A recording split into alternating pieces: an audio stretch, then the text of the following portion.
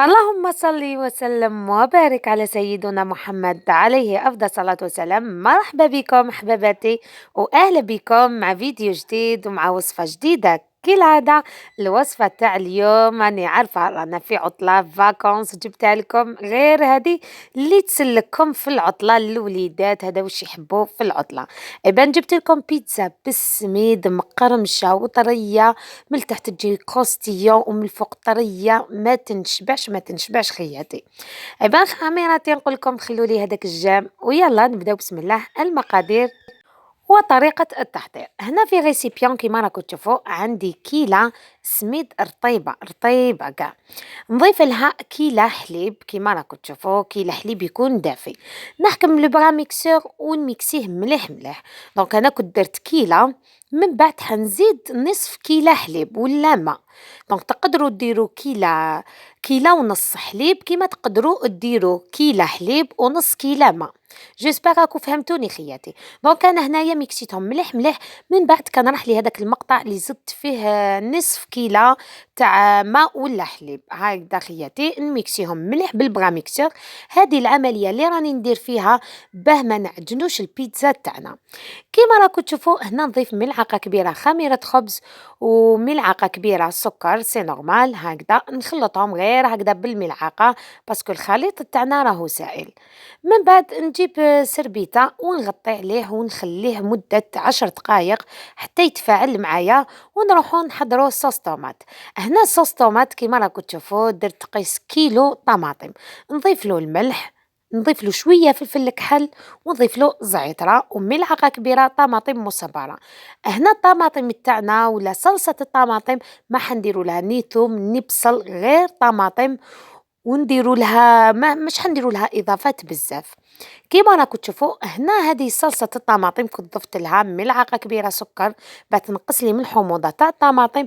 او ميم طون هذه صلصة الطماطم اللي راني درتها اليوم معكم ما طيبش خياتي، مي انا كنت حطيتها غير سخنت فوق النار، باسكو الطماطم تاعي كنت حطيتها في المجمد صافي راهي بارده غير باه تدفى، باه كي نحطها فوق البيتزا تاعي كشغل ما تهبطليش الاختمار تاعها، تكون موا دافيه. وكيما شفتوا كنت ضفت شويه تاع زعتره، كي نقولوا صوص طوماط نقولوا زعتره ولا الزعتر اللي نسم منها هذيك الصلصه وتجي بنينه. كيما راكم تشوفوا هنايا كنت غير دفيتها، مي هي هذه الوصفه صلصه الطماطم ما طيبش خياتي. ودوك نقول لكم نستناو نكملوا العجينه ونزيد نفهمكم في صلصه الطماطم.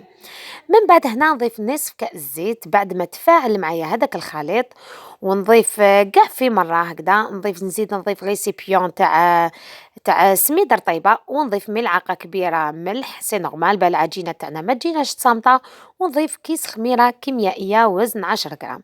دونك هنا خياتي نتوما لما كوش حديروها في البيتخان ليموها برك غير هكا بيديكم، وراكو تحصلتوا على عجينه تاع البيتزا وغطوها وخلوها تختمر. بصح كيما انا ناقتني العجز اليوم حوسوا على البيتزا وماشي ما كنتش في قسطويه باه ندير لهم بيتزا، مي معليش راني درتها لهم صافي.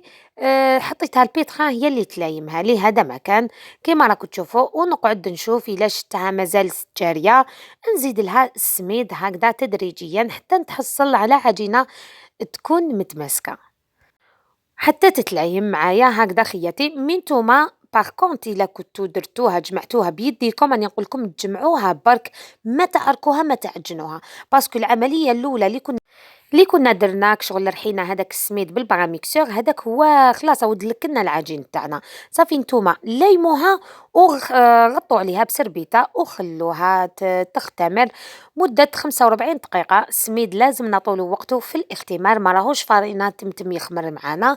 دونك كيما راكم تشوفون هذا هو القوام تاعها، يكون متماسك وشوية طري.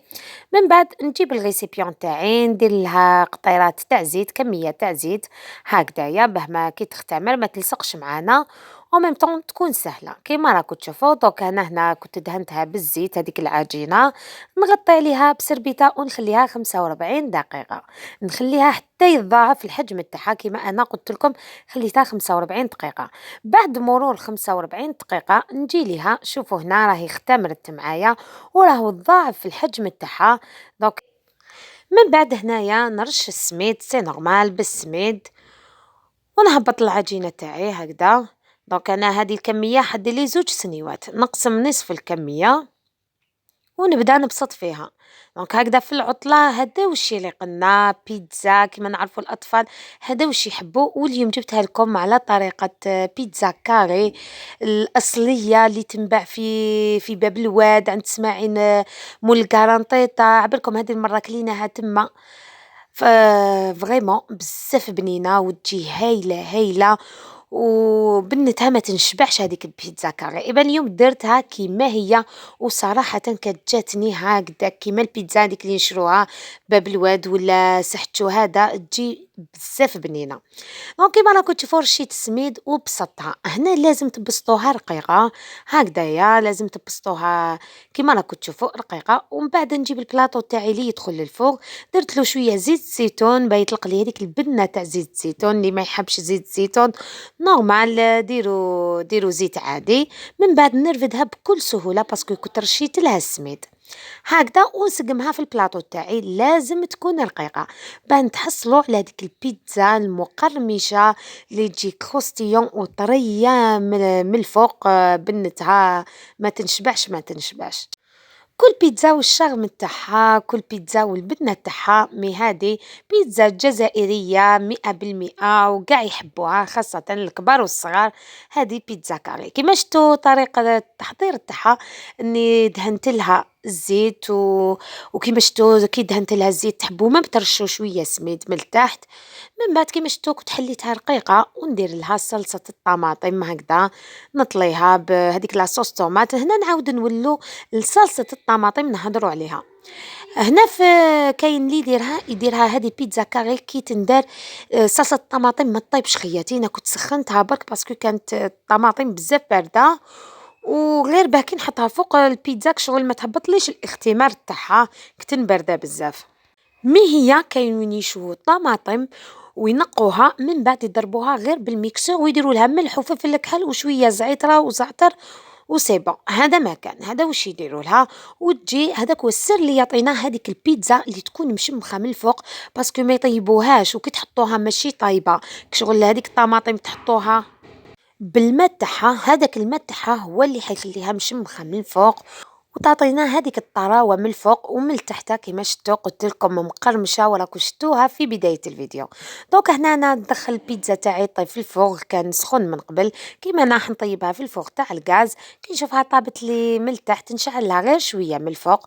وكاين اللي ما يطيبهاش من الفوق، انا شخصيا ما نحبش تكون ما نشعلهاش من الفوق، نشعلها غير من التحت. وإلا شعلت لها من الفوق نخليها يا ربي واحد 5 دقائق ونطفي عليها. بعد ما طابت البيتزا تاعي نجيب هنا الجرارة ونقطعها إلى مربعات صغيرة. كانت هايلة. شوفوا كي راني نقسم فيها كروستيون وبنينة بنينة فرحوا بها الوليدات في لي فاكونس. هذا واش يليق.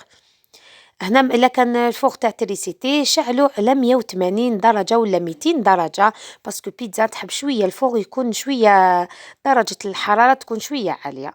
ونقطعهم إلى مربعات كيما راكم تشوفوا في الصورة. من بعد التزيين تقدروا هنا ديروا غير معدنوس وسي بون. دونك الجود بالموجود، وكيما تقدروا ديروا لها مايونيز ديروا لها هريسه كيما تحبوا. التزيين يولي لكم. انا جبت لكم سر البيتزا كاري اللي سر البيتزا تاع السميد اللي تكون مقرمشه وتكون كروستيون وطريه.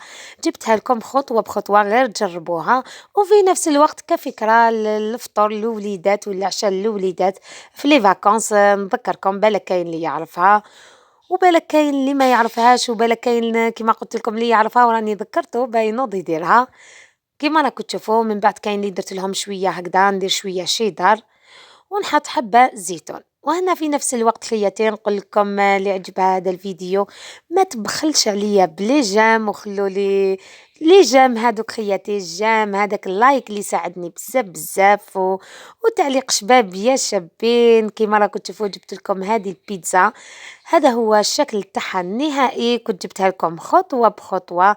وشوفوا هنايا كيف تكون رقيقه وشوفوا كيف طابت من تحت حميمره هايله هايله. ومام شوفوا كي راني عطيت منها شهيتكم في الجنه.